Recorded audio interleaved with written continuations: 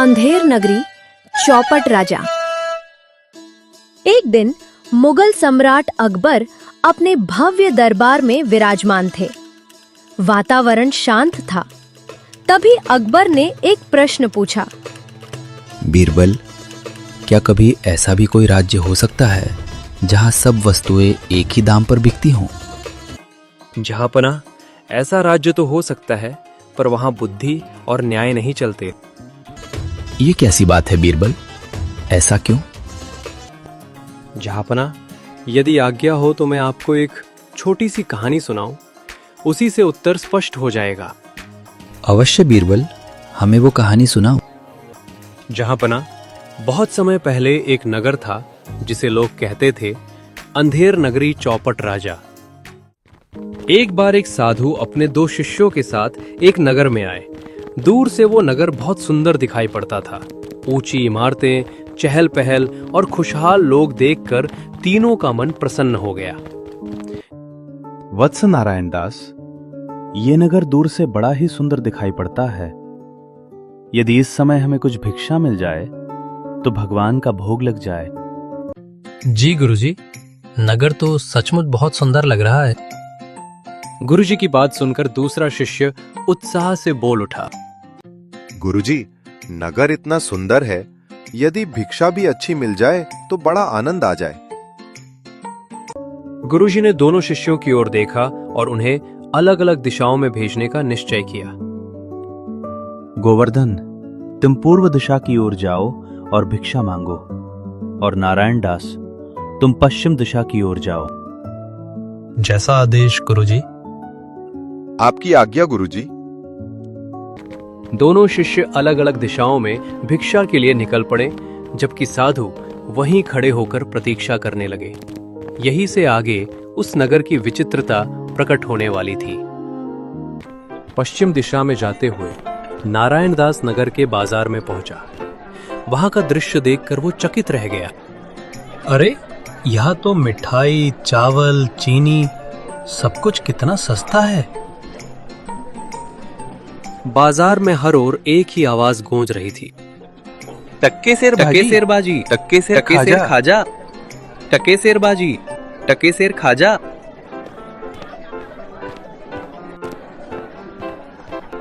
आओ आओ, टक्के सेर मिठाई। नारायण दास ये सब देखकर अत्यंत प्रसन्न हो गया। वाह, इतने कम दाम में इतना सारा सामान। अंधेर नगरी, चौपट राजा, टके सेर भाजी, टके सेर खाजा। भैया, टके सेर में ढेर सारी मिठाई दे दो। लो बाबा, जितनी चाहो ले जाओ। नारायण दास ने भिक्षा से मिली रकम से बहुत सारी मिठाई खरीदी और गुरुजी के पास लौट आया। थोड़ी देर बाद नारायण दास गुरु जगेश्वर दास के सामने उपस्थित हुआ। गुरुजी, ये नगर तो बहुत अद्भुत है। यहाँ सब कुछ टके सेर मिलता है। देखिए, मैंने कितनी सारी मिठाई खरीदी है। वत्स नारायण दास, यही बात तो मुझे चिंता में डाल रही है। चिंता? गुरुजी, इतनी सस्ती चीजें मिल रही हैं, इसमें बुरा क्या है? बेटा, जहां मूल्य और न्याय समान नहीं होते, वहां अव्यवस्था जन्म लेती है। ऐसी नगरी में रहना ठीक नहीं। परंतु नारायण दास गुरुजी की बात से सहमत नहीं हुआ। गुरुजी, मुझे ये नगर बहुत अच्छा लग रहा है। मैं यहीं रहकर खाऊं पीऊंगा और टके सेर में सब कुछ खरीदूंगा। जैसी तुम्हारी इच्छा वत्स, पर समय आने पर तुम्हें इसका परिणाम अवश्य समझ में आएगा। नारायण दास ने गुरु की सीख नहीं मानी और उसी नगर में रहने लगा। वो सस्ते दामों पर खाने पीने लगा, पर उसे आने वाले संकट का आभास नहीं था। कुछ समय बाद नगर में एक बड़ी दुर्घटना हो गई। एक दीवार गिर पड़ी और उसके नीचे दबकर एक व्यक्ति की बकरी मर गई। न्याय की आस लेकर वो व्यक्ति राजा के दरबार में पहुंचा। महाराज, कल्लू बनिए की दीवार गिर गई और उसके नीचे दबकर मेरी बकरी मर गई। मुझे न्याय चाहिए। अरे, यह बड़ा अपराध है। सिपाहियों, कल्लू बनिए को तुरंत पकड़ कर लाओ। महाराज, मेरा कोई दोष नहीं। ये दीवार कारीगर ने बढ़ाई थी, उसी की गलती से गिरी है। अच्छा, यदि ऐसा है तो कारीगर को पकड़ो और कल्लू को छोड़ दो। राजा के आदेश से कारीगर को दरबार में लाया गया। महाराज, इसमें मेरा भी दोष नहीं है। मुझे जो चूना दिया गया था वो बहुत घटिया था, दीवार इसलिए गिर गई। तो चूना बनाने वाले को पकड़ कर लाओ, कारीगर को छोड़ दो। अब चूना बनाने वाला दरबार में उपस्थित हुआ। महाराज, मेरा चूना तो ठीक था, बिश्ती ने उसमें बहुत ज्यादा पानी मिला दिया, इसलिए दीवार कमजोर हो गई। तो भिष्टी को पकड़ कर लाओ, इसे छोड़ दो। महाराज, मुझसे गलती नहीं हुई। कोतवाल साहब की सवारी आ रही थी, डर के मारे मैं ठीक से ध्यान नहीं दे पाया। क्या कहा? इस सब की जड़ कोतवाल है। जी महाराज, यदि कोतवाल की सवारी न आती तो यह दुर्घटना न होती। अब कोतवाल को दरबार में बुलाया गया। महाराज, मैंने कोई अपराध नहीं किया। पर तुम्हारी सवारी के कारण भय फैला और उसी भय से यह दुर्घटना हुई। अपराध हुआ है, इसलिए दंड भी होगा। महाराज, मुझ पर दया कीजिए। कोतवाल को दोषी ठहराया जाता है, इसे फांसी की सजा दी जाती है।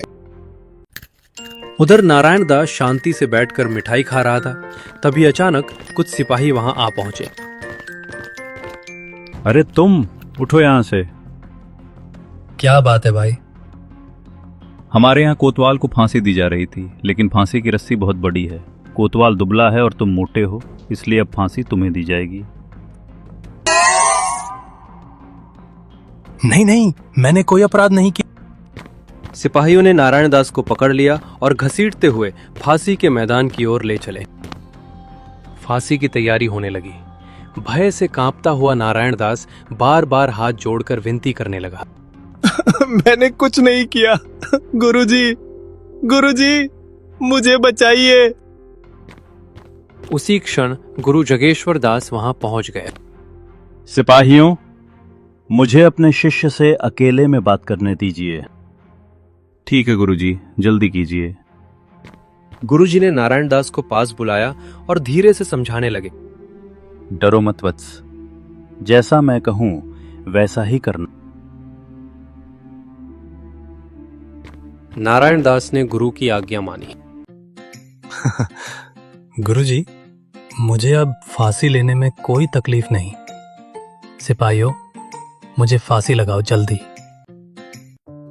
नहीं, अब सिपाहियों से कहो मुझे फांसी लगाए जल्दी। ये तो फांसी के लिए स्वयं उतावला है। नहीं गुरुजी, मुझे फांसी दो। सिपाहियों, देर मत करो। नारायण दास की बातें सुनकर राजा को संदेह हुआ। अरे, तुम फांसी लेने के लिए इतने उत्साहित क्यों हो? महाराज, यह घड़ी बहुत शुभ है। इस समय जो भी मरेगा वह सीधे स्वर्ग जाए। ये सुनते ही वहां खड़े सिपाही और मंत्री आपस में देखने लगे। यदि ऐसा है तो फांसी मुझे दी जाए। नहीं, पहले मुझे फांसी मिलनी चाहिए। राजा के रहते हुए कोई और स्वर्ग कैसे जा सकता है? फांसी हमें दो। महाराज, ऐसा मत कीजिए। महाराज, ये उचित नहीं है। परंतु राजा ने किसी की नहीं सुनी। हम ही सबसे पहले फांसी चढ़ेंगे। और इस प्रकार अपनी मूर्खता और अंधे न्याय के कारण राजा स्वयं फांसी पर चढ़ गया। बीरबल, ये कैसी विचित्र और भयावह कहानी थी। एक राजा अपनी ही मूर्खता के कारण फांसी पर चढ़ गया। जहांपना, ये केवल एक कहानी नहीं बल्कि शासन का आईना है। सच कहते हो बीरबल, जहां न्याय और विवेक नहीं होता वहां निर्दोष को दंड और दोषी को अवसर मिलता है। जहांपना, राजा यदि बुद्धिमान न हो तो पूरा राज्य अंधेर नगरी बन जाता है। हम ये समझ गए बीरबल कि राजा का पहला धर्म न्याय, विवेक और प्रजा की रक्षा है। यही तो इस कथा का सार है जहांपना।